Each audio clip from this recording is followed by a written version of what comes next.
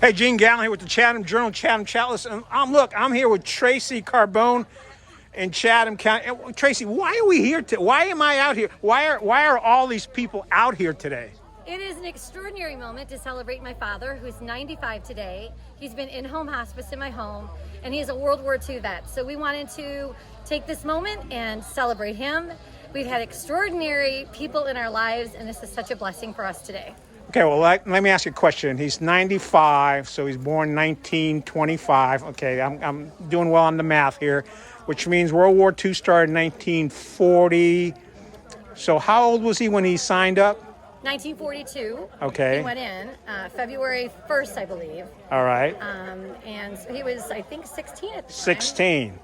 If my math is correct. All right. So he got in there a little early. 1942. All right. So and where was he assigned? Assigned in Virginia first, and then he was assigned to the USS Saratoga. All right. He spent most of his time in the West Pacific, and he was there until 1946. All right. I have a repertoire of 54 letters that he wrote to my mother, trying to make her fall in love with him while he was in the service. Wait a minute. He was in the service, and he was sending love letters to your mom? He was. All right. And I have every single one of them. 64. Exactly. And he just Did he lay it on thick? He laid it on thick. He was definitely a romance guy. And she ended up falling in love with him, and they got married a year after he got back from the service. And they were married for 63 years. So he got out, what, 46, you say? 46. Okay, so 48. Well, and you don't have to answer this question if you don't want to, but how did they first meet? They met, I wonder if you could tell me. Dad, how did you first meet Mom? How did you meet Mom? How did you meet Mom? In a theater. She was a cashier? In a movie theater. What was the name of the movie you went to see? No, I don't. Yeah. Well, that's okay. Look, that was like, wow, man. That's like way back. No, it's great. Yeah. So he met her in a movie theater. She was a cashier. And from there, it just 64 letters later. Yep, 63 years later. 63 years later. Yeah, so she's been passed for 8 years now. All right. And how many, besides you, how many brothers and sisters do you have? I have my brother Marty. He's Marty up there. Wave. Murray Wave. All right. Is he the older brother, younger brother? Yep, he is the eldest of the family. Oh, man. And then I have you probably have sister. Stories about mean things he used to do to you. No, he actually wasn't. There's a 18-year difference between us. So okay. He was my big brother. Oh, big brother. And then I have a sister who's 13 years older than me. Oh, She's okay. in Colorado. And then my other brother is in upstate New York. And that's why they couldn't be here today. But there's 4 of us. So 4 beautiful children. So you're like the youngest. I am the baby. Oh.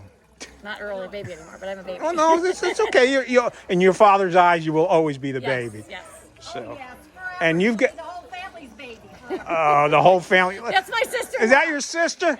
Sister-in-law? That's my sister-in-law. I can get away with that. Hey, don't make me ask you how you met your husband, because it might be an embarrassing story.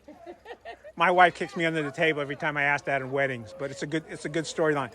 So your dad's come here to live with you. For how long has he been here? Well, he initially lived here for about 4 years and Okay. then went off on his own. He truly did. He was off on his own, independent living. And he was doing very well. And then he was at a 55 and older community, and sadly, not seeing family for 6 months caused him to be a little bit depressed, and Right. it caused him to go into what he's in now, which is kidney failure. So he's been now in my home just because we can make him happy and comfortable, and he can see family, and it's just a blessing for us right now. So he's been here now for 4 weeks, or Right. actually it's been 5 weeks. Well, he's very cognizant. He was shouting out to people in the crowd. He was telling people, "I love you." I'm like, whoa, Yeah. even at the age of 95. Yes. So, yes. what's your favorite memory of your dad? Oh my goodness, there's so many. I think my dad was always about keeping us happy through food. Keeping you happy through food. He's an Italian. Oh, okay. True. So food was our thing, sitting down as a family, eating meals together, surprise pizzas at 11 o'clock at night on a Wednesday when we were young, all sorts of things. So did he do any of the cooking himself, or was that something your mom Grilling. did? He was the grilled. griller. Okay. And But my mom did all the cooking. Oh, okay. She did all the cooking. So what was the favorite dish that your mom prepared that he enjoyed and you enjoyed? She made a phenomenal vinaigrette. Oh, And believe okay. it or not, to honor her, we ended up bottling it as a family, and it's called Just Like Mom's Vinaigrette. So it was a wonderful tribute to her. She was an amazing, amazing cook, but she used this special, we called it the sauce. Okay. On everything.